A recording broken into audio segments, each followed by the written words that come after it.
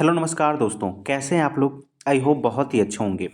दोस्तों, आज से हम इस चैनल पर हाई स्कूल और इंटर यानी 9th 10th 11th और 12th का जो मैथ है, इसके एक एक सवाल को डिस्कस करेंगे। आज पहला दिन है और हमने आप सभी को समझाने के लिए एक ऐसे चैप्टर को चुना है जो काफ़ी इंटरेस्टिंग है और काफ़ी आपके लिए फ़ायदेमंद है। अगर ये चैप्टर आपने अच्छी तरह से पढ़ लिया दोस्तों, तो यकीनन आपको अ, त्रिकोणमिति के जो सवाल हैं उसको लगाने में आप बोर नहीं होंगे, बल्कि आपको मज़ा आने वाला है। क्योंकि त्रिकोणमिति ऐसा चैप्टर है जिसको हम जितना अच्छे तरह से समझेंगे ना, उसके सवाल को लगाने में हमें उतना ही आनंद आता है। तो चलिए स्टार्ट करते हैं। सबसे पहले हम समझते हैं त्रिकोणमिति के बारे में। अगर हम बात करें त्रिकोणमिति की, तो सबसे पहले इसकी छोटी सी बात समझते हैं कि ये जो चैप्टर है ना, बेसिकली आपकी जो समकोण त्रिभुज है इस पे आधारित है। अभी कुछ लोगों को ये डाउट होगा कि समकोण त्रिभुज क्या होता है, तो आगे हम डिस्कस करेंगे, ठीक है, समकोण त्रिभुज के बारे में। तो बेसिकली जो आपका त्रिभुज है या त्रिकोणमिति है वो समकोण त्रिभुज पर आधारित है। अब इस समकोण त्रिभुज की तीनों भुजाएं, क्योंकि किसी भी त्रिभुज में तीन भुजा होते हैं, तीन कोण होते हैं और तीन शीर्ष होते हैं, तो ये आपको समझना चाहिए। तो ये तीनों भुजाओं, तीनों कोणों के अनुपात के रूप में हम इसको पढ़ते हैं। अगर हम आपसे कहें कि आपको एक पेड़ की ऊंचाई को पता करना है, ठीक है, हम क्या कर रहे हैं कि आपको एक पेड़ की ऊंचाई को पता करना है, तो आप त्रिकोणमिति की सहायता से, यानी बिना हम मतलब बिना उसको मापे, पेड़ खड़ा है और बिना उसको मापे, बिना उस पर चढ़े आप इसकी ऊंचाई को पता कर सकते हैं क्या? तो त्रिकोणमिति एक ऐसा चैप्टर है दोस्तों जिसको हम जिससे हम क्या कर सकते हैं, किसी भी पेड़ की ऊंचाई को बिना उस पे चढ़े पता कर। मान लीजिए कोई पेड़ है, ठीक है, एक कोई पेड़ है और इसके ऊंचाई को यहाँ पर कोई खड़ा है, ठीक है, और यहाँ से देख करके आप इसकी ऊंचाई को पता करना चाहते हैं, तो क्या आप इसकी ऊंचाई को पता कर पाएंगे? त्रिकोणमिति एक ऐसा चैप्टर है दोस्तों जिसकी सहायता से इसको हम नीचे से ही इसके ऊंचाई को, पेड़ की ऊंचाई को माप सकते हैं और आगे इसको हम समझेंगे। अगर आप ध्यान से देखें तो इसके शीर्ष को और जहां आप खड़े हैं उसको मिला दिया जाए ना, तो एक क्या बन जा रहा है, समकोण त्रिभुज बन जा रहा है। अभी समकोण त्रिभुज को हम डिस्कस करेंगे, क्या होता है समकोण त्रिभुज, ठीक है।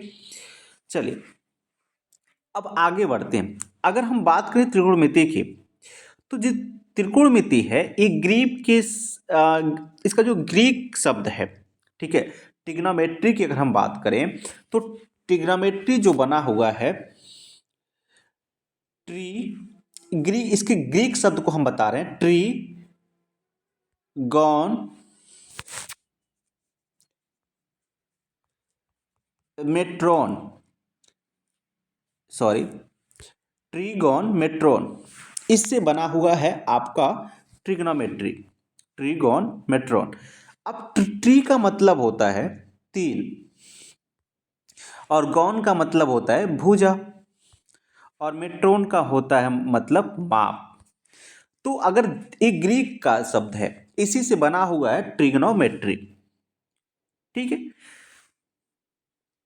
तो अगर आप देखें इसको, अगर इंग्लिश में पढ़ेंगे तो तीन भुजाओं का जो माप है, अगर इसको हिंदी में पढ़ें त्रिकोणमिति, ध्यान से समझे, त्रिकोणमिति, तो यहां भी वही मतलब होने वाला है। त्रि मतलब तीन, कोण मतलब कोण और मिति मतलब माप, ठीक है। इसका हिंदी मतलब, तो चाहे यहां पर देखें तो तीन कोणों का माप अगर आप इसको हिंदी में पढ़ेंगे और तीन भुजाओं के माप इसको अगर आप इंग्लिश में पढ़ते हैं, यानी, तो ये है ट्रिग्नोमेट्री। इसमें हम बेसिकली समकोण त्रिभुज का यूज करते हैं और इसमें तीनों कोणों और इसके भुजाओं के अनुपात के बारे में हम डिस्कस करते हैं। तो समझ पाए आप, त्रिकोणमिति की सहायता से हम किसी मीनार की ऊंचाई को पता कर सकते हैं, किसी नदी की लंबाई को पता कर सकते हैं। क्या इसका उपयोग है ना, इसको समझते हैं। तो अगर किसी मीनार या किसी पेड़ की ऊंचाई निकालना है तो हम निकाल सकते हैं, नदी की लंबाई निकालनी है तो हम निकाल सकते हैं। यहाँ तक कि ट्रिग्नोमेट्री की सहायता से ही हम सूर्य मतलब ग्रह नक्षत्रों के बीच की दूरी को भी पता कर सकते हैं। ठीक है, तो बहुत ही यूजफुल होने वाला है ये जो चैप्टर्स है। तो आगे बढ़ते हैं और समझते हैं त्रिकोणमिति के जो अनुपात हैं क्या क्या हैं। ठीक है, त्रिकोणमिति के जो अनुपात हैं वो क्या क्या हैं। अगर हम देखें, सबसे पहले समझते हैं समकोण त्रिभुज के बारे में। ठीक है, त्रिभुज वैसे आप पढ़े होंगे, कई तरह के त्रिभुज होते हैं। ठीक है, अब उसको भुजाओं के इसका आधार पे डिस्कस करें तो समबाहु त्रिभुज होता है। ठीक है, विषमबाहु त्रिभुज होता है। ठीक है, और आपके जो समद्विबाहु त्रिभुज होते हैं, यानी जिसमें तीनों भुजाएं बराबर हैं, उसको हम बोलते हैं समबाहु त्रिभुज। जिसमें दो भुजा बराबर है, ठीक है, उसको हम बोलते हैं द्विबाहु त्रिभुज। और जिसमें कोई भी भुजा बराबर नहीं है उसको हम बोलते हैं विषमबाहु त्रिभुज। तो ये भुजाओं के आधार पर तीन त्रिभुज होते हैं। वैसे तो कोण के आधार पर अलग अलग त्रिभुज होते हैं, जैसे न्यून कोण त्रिभुज, यानी जिसके सभी कोण न्यून कोण हो उसे हम बोलते हैं न्यून कोण त्रिभुज। एग्जाम्पल में समझिए, जैसे हमने कहा इस ये जो त्रिभुज है, ठीक है, ये जो त्रिभुज हमने बनाया है, तो इसमें ये जो एंगल है वो 55, ठीक है, ये जो एंगल है वो आपका है ये भी 55, सॉरी इसको हम 50 कर लेते हैं। ए एंगल 55, ए 50, और जो ए एंगल है ना वो है 75 का। तो आप ये देखें तो 55, 50 और 75, ये तीनों जो कोण है ना ये न्यून कोण है, तो इसको हम बोलते हैं न्यून कोण त्रिभुज बोलते हैं। ठीक है, जिसमें सभी कोण आपस में बराबर हो ना। फिर अब हम बात करते हैं समकोण त्रिभुज की, क्योंकि बेसिकली हमको समकोण त्रिभुज के बारे में ही तो पढ़ना है। तो समकोण त्रिभुज की अगर हम बात करें तो समकोण त्रिभुज किसे कहेंगे, तो वह त्रिभुज जिसका एक कोण 90 अंश का होता है। एक कोण कितने का होता है, 90 अंश का होता है, उसे हम बोलते हैं समकोण त्रिभुज। ठीक है, तो इसमें हम अगर देखें एक 1 सेकेंड,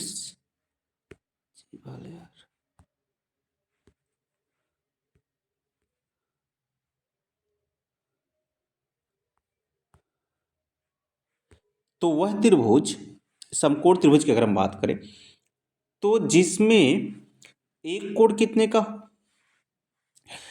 एक कोण 90 अंश का हो, उसे हम बोलेंगे समकोण त्रिभुज।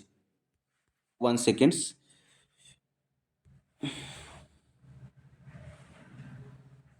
जैसे आप यहाँ देख सकते हैं, हम यहाँ पर एक त्रिभुज बना रहे हैं, और इस त्रिभुज की अगर बात करें तो जो ए वाला एंगल है, इस वाले एंगल को आप देख रहे हैं ना, ये जो एंगल है यह एंगल है 90 डिग्री। ये एंगल कितना है, 1 सेकेंड, पेन बहुत ज़्यादा मोटा हो गया।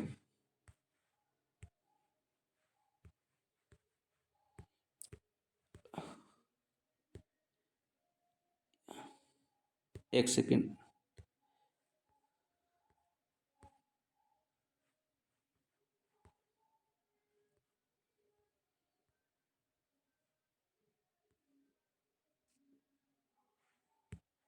तो ये जो एंगल है ये है 90 डिग्री। ओके, तो इस एंगल को 90 डिग्री है, इसलिए मतलब ऐसा त्रिभुज जिसमें एक कोण 90 अंश का होना चाहिए उसे बोलते हैं हम लोग समकोण त्रिभुज।